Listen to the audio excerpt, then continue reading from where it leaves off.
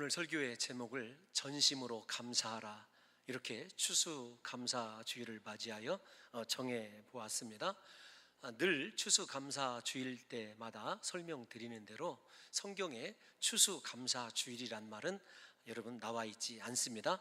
미국 청교도들의 신앙에서 유래한 말이기도 하지만 추수감사주일과 의미상으로 정확하게 일치하는 구약의 절기가 분명하게 존재하고 있으므로 우리가 추수감사주일을 지키는 것은 성경적으로 옳은 일이다, 이렇게 말씀드릴 수 있습니다. 추수감사주일과 동일한 의미를 가지고 있는 구약의 절기는 수장절입니다. 초막절이라고도 하지 않습니까? 이 수장절은 이스라엘 백성들이 1년 한 해의 농사를 다 그렇게 마감을 하고 하나님이 주신 곡식들을 쌓아놓고 일주일 동안 광야에 나아가서 초막을 짓고 살면서 하나님의 은혜를, 특별히 자기의 조상들이 광야에서 40년 동안 하나님의 특별한 은혜로 하늘의 만나를 먹고 반석에서 솟아나는 물을 마시고 하나님의 구름기둥과 불기둥으로 인도하시는 은혜를 받았던 것을 기억하는 날입니다. 그러니까 한마디로 얘기하면 하나님의 은혜 체험 혹은 하나님의 은혜 기억, 이게 초막절과 수장절의 의미입니다. 우리가 오늘 그런 의미에서 본다고 한다면 추수감사주일은 하나님의 은혜를 기억하는 날이에요. 뿐만 아닙니다. 그들이 하나님의 은혜를 기억해야 될 이 수장절, 초막절을 하나님께서 광야에 있는 이스라엘 백성들에게 주었을 때 또 다른 기능이 하나 있습니다. 하나는 내가 너희를 어떻게 인도해냈는지를 바라보고 앞으로 어떤 고난을 당하든지 내가 그렇게 너희를 구원해 낼 것이다 라고 하는 그런 의미가 있는가 하면은, 또 다른 의미는 이 가나안 땅에 들어가서 수장절 초막절을 지킴으로 말미암아 하나님께서 가나안 땅에서 그들이 누리게 될 축복, 하나님께서 함께 하시고 그들이 하나님의 거룩한 말씀대로 살아가게 될 때 그들의 삶을 하나님께서 어떻게 축복하실지를, 축복에 대한 미래인데 미래에 하나님께서 자기 자신들을 어떻게 축복할 것인지에 대한 확신을 갖게 하는 절기가 이 수장절이에요. 다시 좀 정리를 해보면 수장절은 지금까지 하나님께서 베풀어 주신 은혜를 기억하는 날이고, 두 번째로는 그 감사 절기를 통해서 앞으로 내 삶 속에 펼쳐질 영적인 하나님께서 가나안에서 내게 베풀어 주실 은혜를 확신하고 그 은혜를 바라는, 기대하는, 내가 앞으로 바라보는 이 하나님의 복을 확신하는 그런 절기가 바로 이 수장절이라고 이야기할 수 있습니다.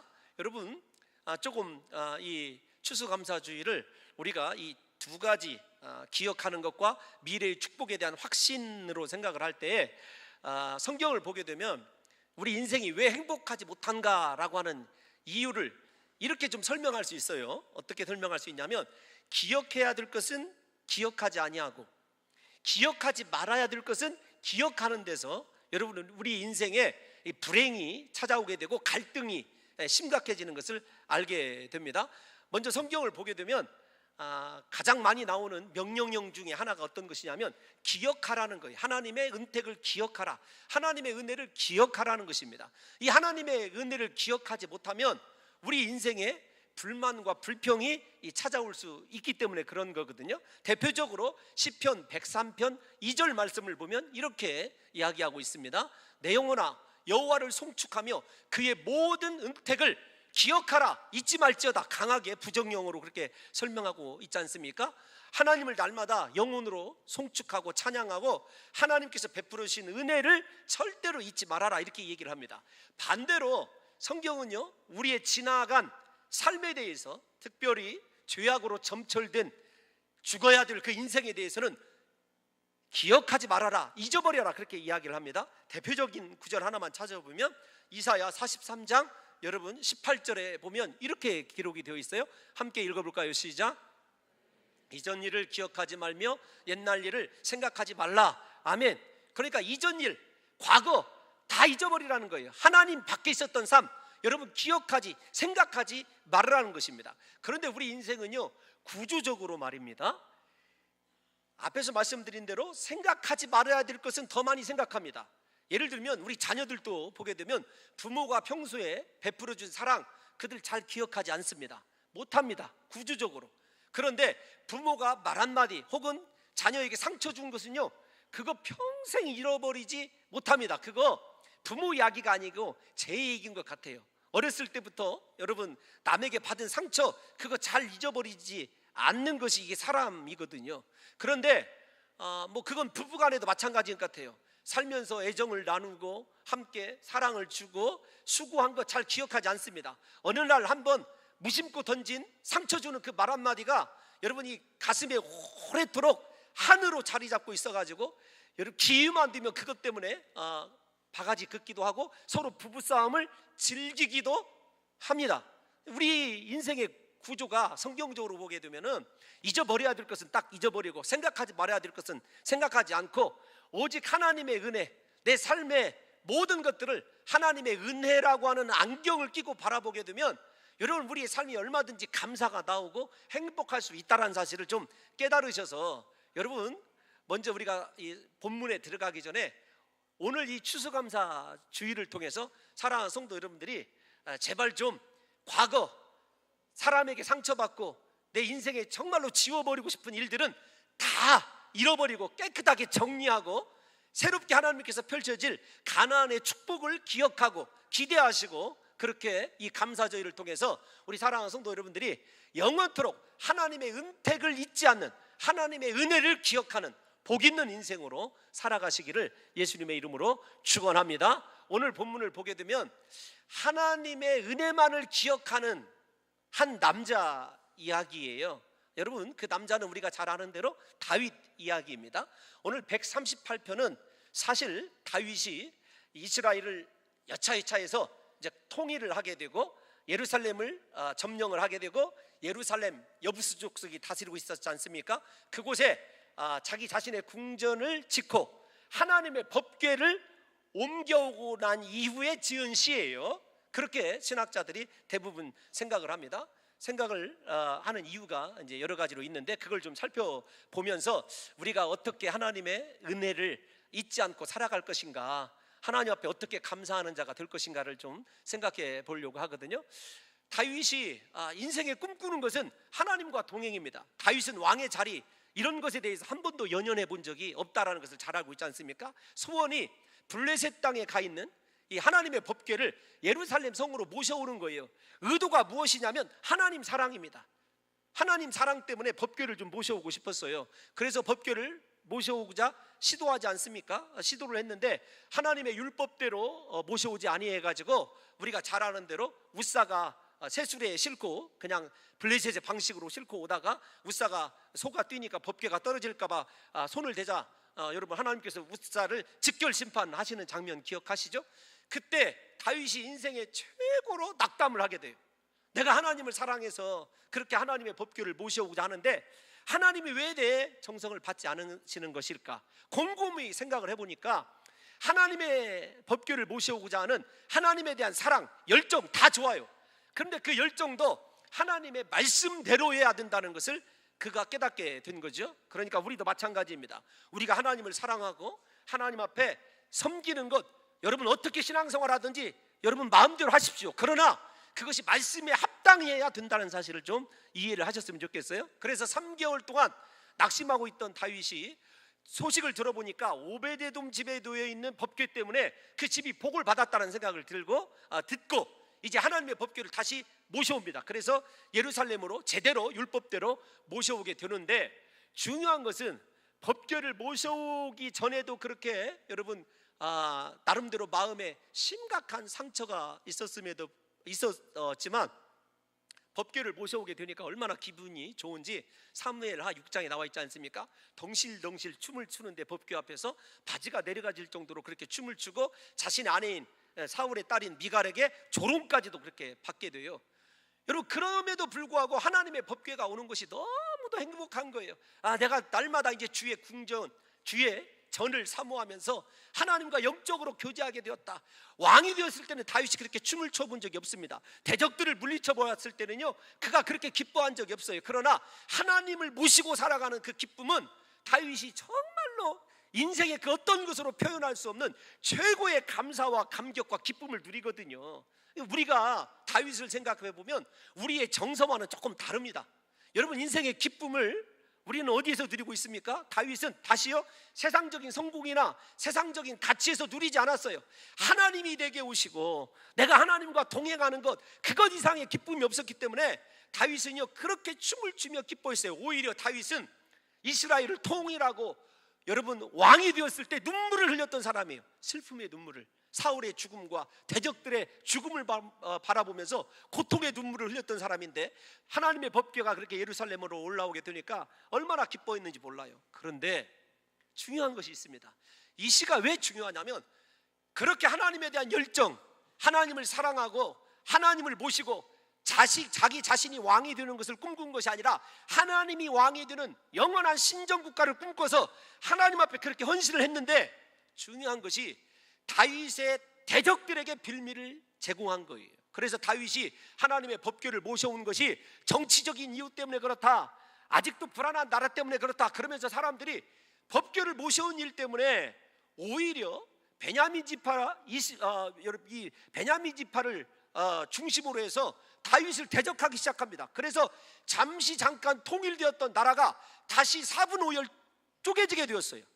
그래서 사울 이후에 이 사울의 자손을 중심으로 이스라엘 백성들이 다 똘똘 뭉쳐서 누구를 대적하냐면 다윗을 대적하는 인생의 위기 가운데 처해지게 된 거죠. 여러분, 이거 기가 막힐 일 아닙니까?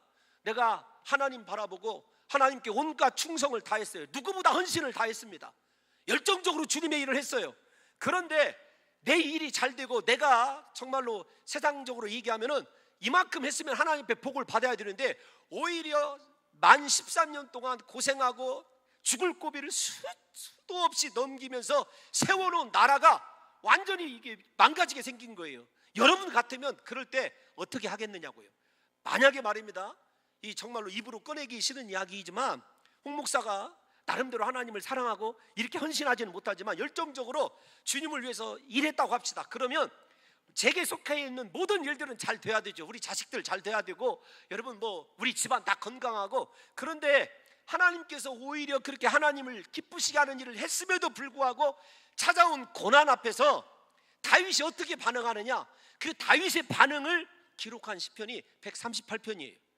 저와 여러분들이 오늘 추수감사 주일 예배를 드리시면서 내 인생에 내가 그렇게 하나님을 사랑하고 하나님 뜻대로 살아왔는데 내 삶에 지금까지 쌓아놓았던 명성과 쌓아놓았던 모든 것이 하루아침에 허물어지는 순간에 처한다 할지라도, 우리가 오늘 이 다윗의 시편을 기억하면서 남은 생애만큼은 우리의 신앙의 수준이 다윗만큼 좀 성숙을 해서, 우리가 이 시편을 읽어보면 다윗을 왜 하나님께서 너는 나와 마음이 합한 자다 이렇게 인정했는지를 좀 우리가 배웠으면 좋겠어요. 그럴만하지 않습니까? 오늘 시편을 읽어보면 다윗이 한순간이라도 여러분 자신의 문제, 고난, 하나님 어찌하여 이런 말 나오는 거 보신 적 있습니까? 아닙니다.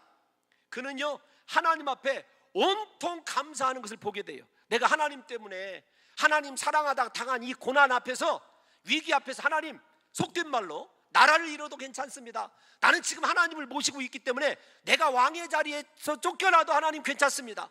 나는 하나님을 모신 기쁨이 있습니다. 여러분, 우리의 신앙이 추수감사주의를 통해서 정말로 나의 죄를 구속하시기 위하여 십자가에 못 박혀 죽으신 예수 그리스도로 말미암아, 하나님으로 말미암아 내 삶의 위기가 찾아오고 고난이 찾아오고 내가 하나님을 그렇게 열심히 섬겼음에도 불구하고 내 일이 안 된다 할지라도, 이렇게 오늘 138편에 기록되어 있는 다윗의 감사와 다윗의 하나님을 향한 찬송을 통해서 사랑하는 성도 여러분들과 저의 신앙의 수준이 이렇게 날마다 하나님 앞에서 그분과 밀접하게 예배와 찬송과 하나님이 주시는 영광을 친히 몸으로 체험할 수 있는 위대한 신앙의 사람들로 성숙하시는 추수감사주일이 되시기를 예수님의 이름으로 축원합니다. 138편은 감사의 태도에 대해서 먼저 얘기를 하고, 두 번째로는 감사의 방법에 대해서, 도구에 대해서 이야기를 합니다. 세 번째로는 다윗이 감사할 이유를 세 가지로 설명을 해요. 오늘 본문을 보게 되면 첫 번째, 감사의 태도는요 전심으로라는 뜻입니다. 이 전심으로 우리가 1절을 다 같이 한번 보겠습니다. 시작. 내가 전심으로 주께 감사하며 신들 앞에서 주께 찬송하리이다. 보십시오. 원망이 들어오고 불평이 들어올 만한 법한 순간 아닙니까? 그럼에도 불구하고 그는 전심으로란 말은 1%의 거짓도 없이 그런 뜻입니다. 1%의 가식도 없이 온 마음 다해, 요즘 말로 얘기하면 하나님께 여러분 감사하는 것을 보게 돼요. 그런데 중요한 말이 있습니다. 전심으로라고 하는 말 중에 그렇게 1%의 어떤 불순물 없이 온전하게 그런 뜻도 있지만 최고의 것을 이런 뜻도 가지고 있어요. 그러니까 지금 다윗은 인생 최고의 위기 속에서 최고의 감사를 하나님 앞에 1%의 가식 없이 드리고 있는 것을 보게 됩니다.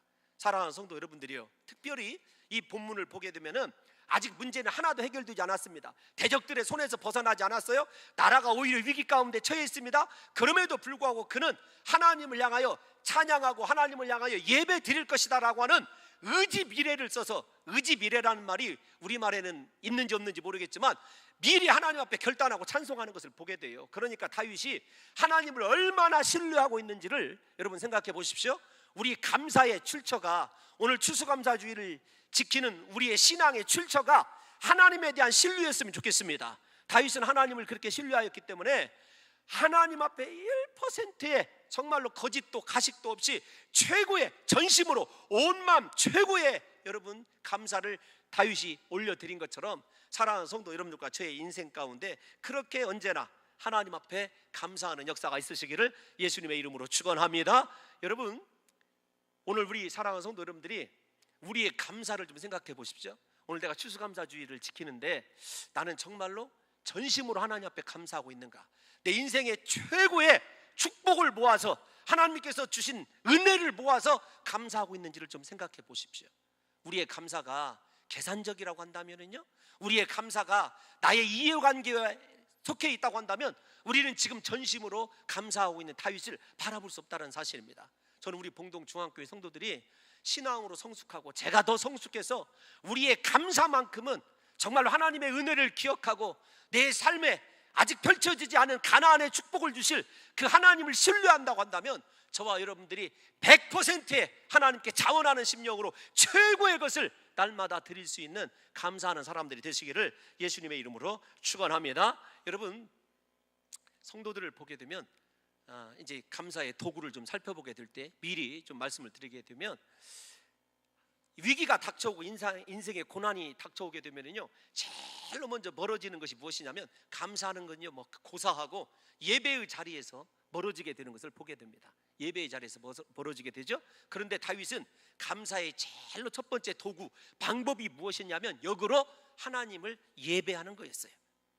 여러분, 우리가 읽은 본문 가운데 내가 주의 성전을 향하여 예배하며, 그는 위기에서 벗어나는 것이 여러분 인생의 최고의 목적이 아니었어요. 어떻게 하면 왕이 되어서 나라를 더 공고하게 잘 다스릴까, 그런 고민하지 않았습니다. 그는 여러분 왕이 되었고 인생의 하나님을 향한 헌신을 드렸음에도 불구하고 찾아온 위기 앞에서 어떻게 하면 하나님 앞에 온전한 예배자로 설 것인가를 생각하는 사람이었어요. 그러니까 하나님 앞에 전심으로 감사하는 사람은요, 어떻게 감사할 수 있냐면 하나님께서 받으시는 이 감사는 다른 것이 아닙니다. 여러분, 꼭 물질로 이해하지 마시고 내가 진정한 하나님 앞에 예배자인지를 생각해 보셔야 되라는 거죠. 다시 말씀을 드리지만 다윗의 마음속에는요, 고난에서 벗어나기보다는 하나님께 예배자로 서고 싶은 열망 하나밖에 없다는 것입니다. 그 어떠한 시련과 고난이라도 그의 하나님을 향한 감사 속에서 이루어지는 예배의 열망을 꺾을 수 없었던 것입니다. 여러분, 왜 그렇게 그가 감사하고 하나님 앞에 제일 먼저 위기 가운데서 예배하는지를 좀 생각해 보십시다. 왜 감사가, 예배가 최고의 감사의 방법이냐면 시편, 다윗이 지은 50편 23절을 보면 이렇게 되어 있습니다. 시편 50편 23절을 다 같이 한번 읽어볼까요? 제가 읽어드리도록 하겠습니다. 감사로 제사를 드리는 자가 나를 영화롭게 하나니 그 행위를 옳게 하는 자에게 내가 하나님의 구원을 보이리라. 다윗이 이렇게 고백을 해요. 감사로 예배를, 제사를 드리는 자가 나를 영화롭게 한다. 여러분, 어떤 예배냐면 다윗이, 다시 말씀을 드리지만 위기 가운데서 원망 불평하지 않아요. 그는 하나님 앞에 감사로 예배를 드리고 있어요. 예배만 꿈꾸고 있습니다. 그가 하나님을 영화롭게 한 거지요. 우리에게 이 세상에서 하나님께 영광 돌리는 거요, 어떤 엄청난 일을 하고 위대한 일을 하고요, 밖에서 막 수많은 업적을 쌓는 것이 아닙니다. 내가 하나님 앞에 진실로 감사로 예배하는 예배자인가 라는 사실을 보게 되면 하나님께서 그를 건져주실 것이고, 하나님께서 그의 인생을 역으로 영화롭게 해주시는 놀라운 축복을 경험하게 된다는 거죠. 사랑하는 성도 여러분들이요, 하나님께는요, 위기일 때 감사로 예배하는 것이 우리의 삶의 이 위기에서 벗어날 수 있는 귀한 어떤 은혜를 누리게 되는 지름길이기도 하지만, 우리 사랑하는 성도 여러분들과 제가 잊지 말아야 될 것이 있어요. 우리가 이 세상 살아가면서 위기를 안 당하는 사람이 없습니다. 그 위기 속에서 나는 감사하고 하나님 앞에 이렇게 예배하기를 소망하는 사람인지를 좀 점검해 보자는 것입니다. 하나님은요, 감사로 제사를 드리는 것, 즉 감사로 예배하는 것보다 더 기뻐하시는 것이 없습니다. 이렇게 감사로 하나님을 영화롭게 하는 사람들은요, 그 사람의 행위가 옳은 사람으로 인정되어서 모든 환난에서 구원을 받게 되는 거예요. 우리가 읽은 본문 말씀이 그러지 않습니까? 다시 한 번만 그 본문을 띄워놔 주시기 바랍니다. 50편 23절을 우리 사랑하는 성도 여러분들과 제가 다시 한번 읽었으면 좋겠어요. 오늘은 잘 뜻대로 되지 않습니다. 그래도 잘 될 줄로 믿습니다. 한번 읽어보도록 하겠습니다. 시작. 감사로 제사를 드린 자가 나를 영화롭게 하나니 그의 행위를 옳게 하는 자에게 내가 하나님의 구원을 보이리라. 아멘. 우리의 행위의 옳고 그름이요, 다른 데 있지 않아요. 하나님 앞에 어떤 예배자로 서느냐가 제일로 중요한 것입니다. 하나님 앞에 어떤 예배를 드리고 있습니까? 사랑하는 성도 여러분들이요, 위기 가운데 있습니까? 구원 받아야 됩니까? 하나님 앞에 감사로 예배하시기를 예수님의 이름으로 축원합니다. 예배가 우리의 삶을 회복시키는 구원의 길입니다. 우리는 감사로 드리는 예배를 통해서 우리를 구원하신 하나님을 목도할 수 있는 거죠. 그래서 믿음의 사람들은요, 하나같이 다 그렇게 예배에 목숨을 거는 거죠.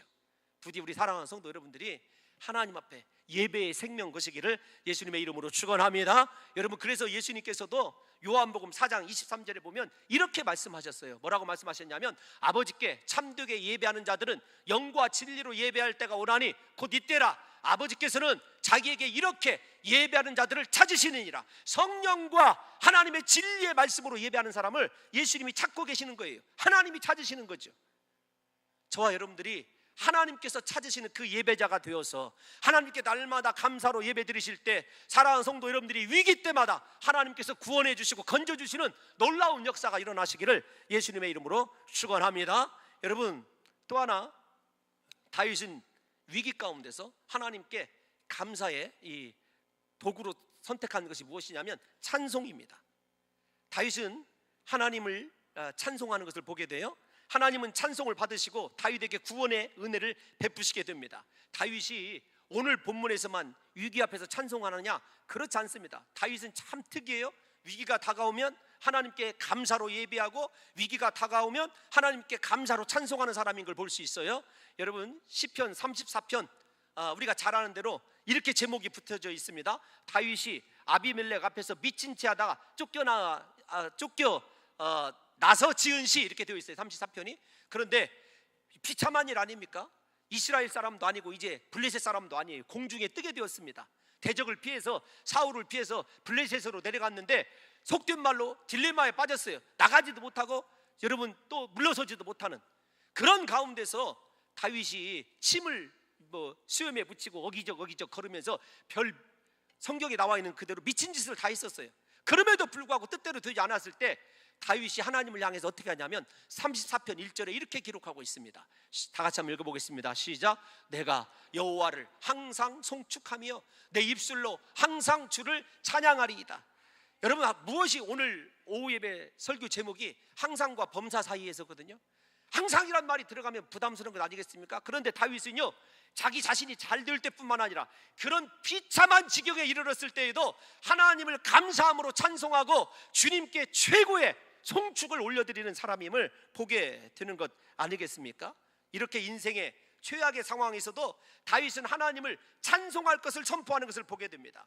즉, 인생의 어두움이 밀려와도, 환난의 바람이 불어도, 고통이 찾아와도 하나님을 찬양하고 경배하되 하나님 앞에 감사함으로 송축하는, 그것도 항상 변함없이 여러분, 한결같이 하나님만을 찬송하는 다윗의 이 신앙을 저와 여러분들이 본받아야 되는 것 아니겠습니까? 이와 동일한 얘기를 누가 하냐면 사도 바울이 골로새서 3장 16절에서 17절에 말씀하고 있습니다. 다 같이 골로새서 3장 16절에서 17절을 읽어보겠습니다. 시작. 그리스도의 말씀이 너희 속에 풍성히 거하여 모든 지혜로 피차 가르치며 권면하고 시와 찬송과 신령한 노래를 부르며 감사하는 마음으로 하나님을 찬양하고, 여러분 17절이요. 시작. 또 무엇을 하든지 말에나 일에나 다 주 예수의 이름으로 하고 그를 힘입어 하나님 아버지께 감사하라. 여러분, 다윗뿐만 아니라 사도 바울도 하나님 앞에 신령한 노래를 드릴 때 감사함으로 찬양하는 것을 보게 돼요. 여러분, 감사함으로 찬양을 하게 되고 하나님께서 받으시는 찬송을 하게 되면요, 더러운 귀신도 쫓겨나는 줄로 믿습니다. 다윗이 그 경험자이거든요. 우리가 잘 아는 대로 사울이 악신이 들렸을 때 다윗이 수금을 타기만 해도 여러분 사울에게서 악신이 쫓겨갔다, 성경에 기록하고 있지 않습니까? 여러분, 인생의 위기에 처해 있습니까? 고난에 있습니까? 하나님을 찬송하십시오. 감사함으로 찬양하십시오. 모든 말을 감사함으로 하십시오. 그러면 그 예수 그리스도의 능력이 우리를 고난에서 벗어나게 할 뿐만 아니라 우리를 위기 가운데서 환난에서 구원해 주시는 놀라운 역사가 일어나게 될 줄로 믿습니다. 여러분, 이렇게 감사의 도구가 두 가지라고 한다면 하나님 앞에 감사할 이유를 구체적으로 사도 다윗이 우리에게 전해줍니다. 그 이유가 무엇이냐면 첫 번째로 말씀을 주시기 때문에 그래요. 그러니까 우리 속에 말씀이 있느냐 없느냐가 얼마나 중요한지 몰라요? 우리가 읽은 본문에 3번이나 하나님의 말씀이 얼마나 다윗에게 의지가 되는지를 설명을 하고 있습니다. 다윗이 인생 위기 때 생각하고 붙잡은 것이 무엇이냐면 하나님의 말씀이에요. 그러니까 우리 속에 하나님의 말씀이 있다라고 하는 것은 얼마나 이게 신비한 은혜이고 능력인지 몰라요. 왜 신비한 은혜이고 능력이냐면 그 말씀을 붙들면은요, 그 말씀이 우리를 영화롭게 해요. 그 말씀이 하나님의 영광을 드러내게 된다니까요. 대표적으로 2절, 4절, 5절에 나와 있지만 5절 말씀만 한번 읽어보도록 하겠습니다. 우리가 읽은 5절 시작. 그들이 여호와의 말씀을 도를 노래할 것은 여호와의 영광이 크심이니이다. 여러분, 나중에 열왕들이, 대적들이 하나님의 말씀 때문에 그들이 노래를 하는 자들로 변화될 것이고, 하나님의 영광의 크심이 무엇을 통해서 드러나냐면 말씀을 통해서 드러나는 거죠. 사랑하는 성도 여러분과 저의 인생이 하나님을 영화롭게 하는 것, 우리 속에 붙드는 하나님의 말씀에서 하나님의 영광이 존재한다는 사실을 잊지 않았으면 좋겠습니다. 여러분, 2절 말씀을 보면 이렇게 얘기를 해요. 2절을 다 같이 한번 읽어보도록 하겠습니다. 시작. 내가 주의 성전을 향하여 예배하며 주의 인자하심과 성실하심으로 말미암아 주의 이름에 감사하오리니 이는 주께서 주의 말씀을 주의 모든 이름보다 높게 하셨습니다. 사랑하는 성도 여러분들이요, 말씀이 우리의 능력인 줄로 믿습니다. 말씀보다 위대한 것은 없습니다. 어떤 성도가 오늘 누가복음 여러분 새벽에 강의할 때도 주님께서 외쳐서 크게 말씀하십니다. 들을 게 있는 자는 들을지어다. 하나님의 말씀이 속에 떨어지지 아니하면은요, 그 사람 인생에 하나님의 말씀에서 나오는 영광을 경험할 수 없는 거죠. 말씀의 결말은 언제나 하나님의 영광으로 이어지고 있는 것을 다윗이 확신하고 있는 것을 보게 됩니다.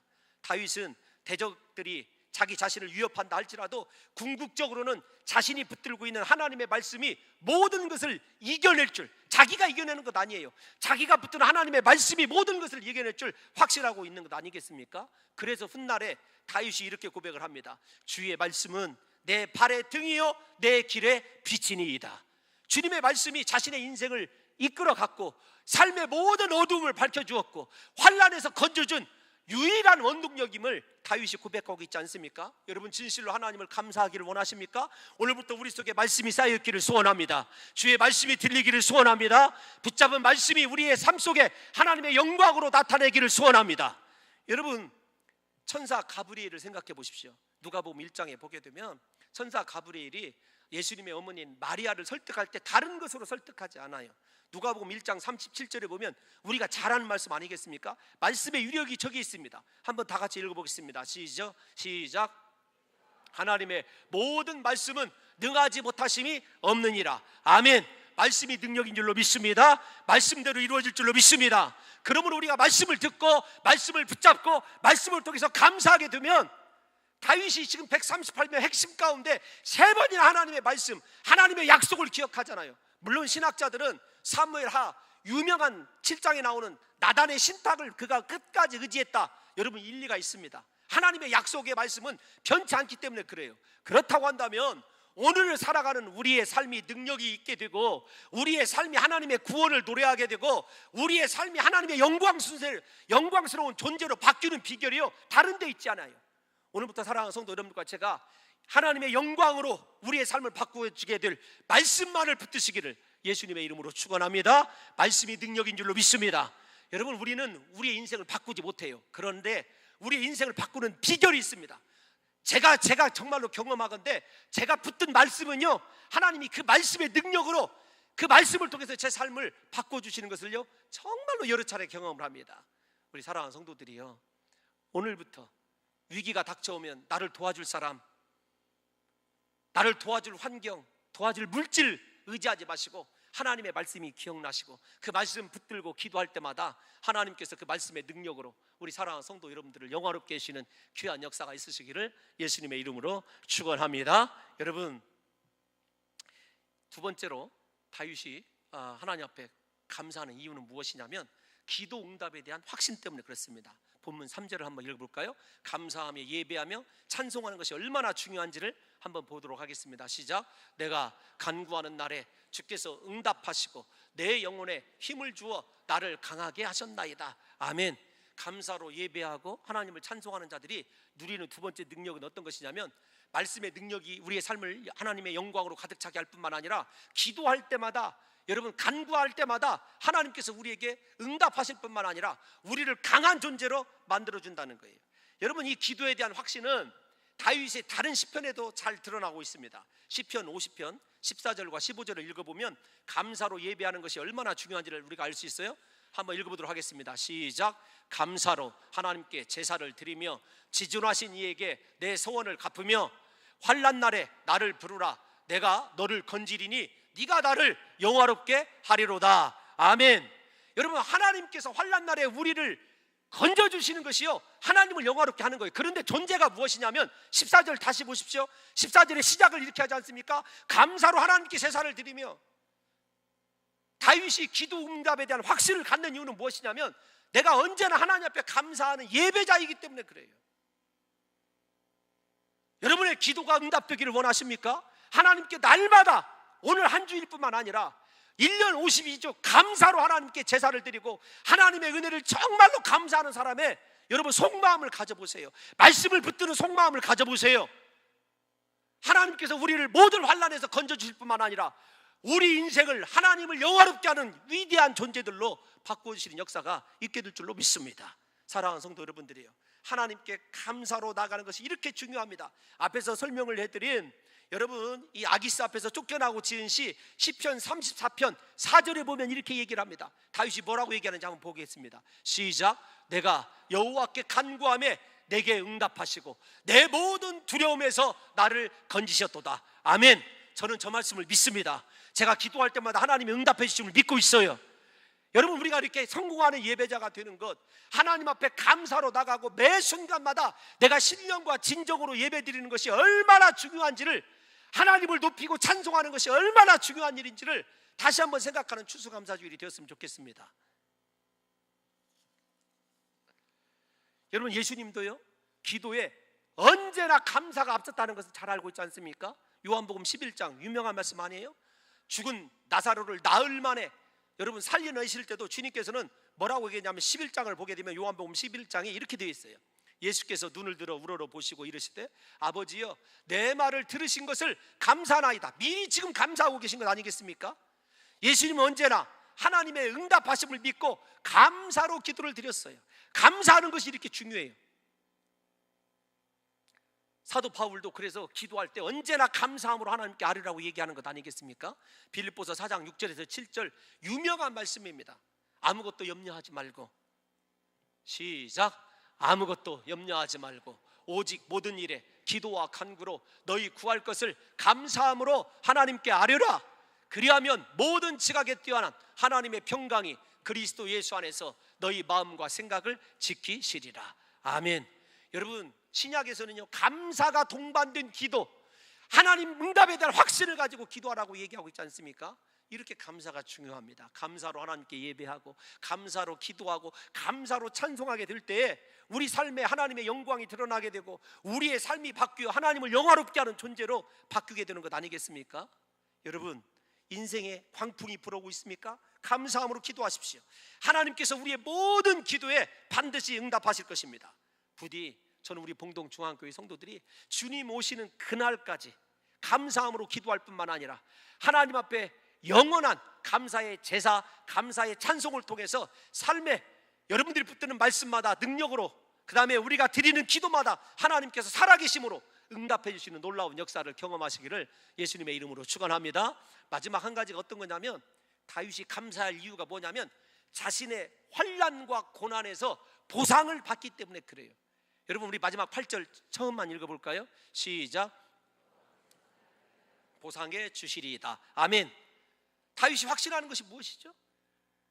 제가 참 기도하는 것 중에 하나가 두려운 것이 이런 것이 있어요. 어떤 거냐면, 하나님, 제가 지금 당하는 육체의 환난이 하나님께서 보상해 주는 하나님의 계획에 들어있는 고난이었으면 좋겠다.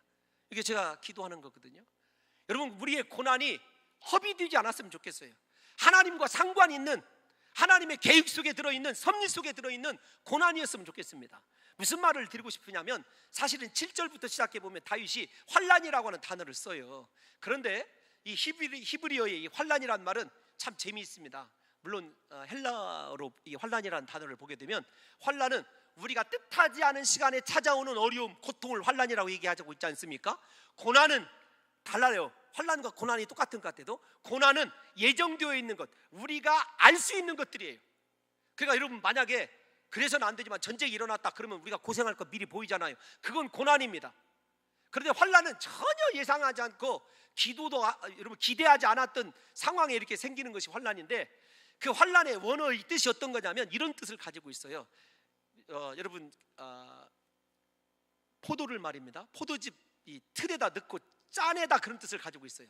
그러니까 어떤 것을 틀에다 넣고 짜내는 것을 얘기를 합니다. 제가 포도를 예로 들었을 뿐이에요. 그러니까 짜내면 무엇이 나오죠? 포도를 짜면 포도가 나오고, 여러분, 원액이 나오잖아요. 본질이 드러나지 않습니까? 껍질이나 불필요한 것들은 다 제거되는 거죠. 환난의 뜻이 그런 거예요. 예를 들면 사과를 집어넣고 짠다고 합시다. 그러면 무엇이 나와야 되죠? 사과 원액이 나와야 되죠. 그러니까 주님이 원하시는 것은 우리에게서 다른 불순물들 다 제거하고 하나님이 찾으시는 원액을 우리에게 원하실 때, 그때 우리에게 주시는 것이 환난이에요. 다윗이 지금 이 환난을 통해서 하나님 앞에 미리 그렇게 보상해 주실 것을 확신하는 이유는 무엇이냐면, 이 고난이 낭비되지 아니하고 분명히 하나님께서 이 환난을 통해서 내 기도에도 응답해 주시고 건져 주시고 말씀으로 나를 역사해 주실 것이지만, 나에게 충분히 이 고난이 내가 하나님의 본질로 드러나는 보상이 있을 것이다, 그 말이에요. 그러니까 우리가 하나님의 보상과 위로를 물질적인 것으로 생각해서는 안 돼요. 환난을 통해서 내가 하나님 닮은 모습으로 하나님이 내게서 찾으시는 내 본질이 회복되어질 때, 그것이 진정한 거룩한 예배이고, 내 본질이 회복되어질 때 드려지는 찬송이 살아있는 찬송이고, 내 본질이 회복되어진 기도가 하나님께 영화롭게 하는 기도가 될 것 아니겠습니까? 그 단어를 여기 써요. 그런데 좀 끝마무리를 잘해야 되는데, 어려운 것이 무엇이냐면, 여기 보상하다라고 하는 단어는, 이 단어가 해석이 한 세 번째 의미를 가지고 가는 거예요. 첫 번째 의미는 영어 성경만 보더라도 이루다, 성취하다, 그런 뜻으로 되어 있어요. 그러니까 무슨 말이냐면, 다윗이 하나님 앞에 감사하는 이유는 무엇이냐면, 하나님이 나의 환난을 통해서 모든 것을 성취하시고 이루실 것을 믿는다는 거예요. 이게 어떤 거냐면, 점점 더 어려워지네. 내가 당하고 있는 이 고난이 하나님께서 나를 향하여 이루시기로 작정한 모든 것들을 이루어주는 재료가 될 것이라고 하는 확신을 지금 다윗이 갖고 있습니다. 주님, 망해가고 있습니다.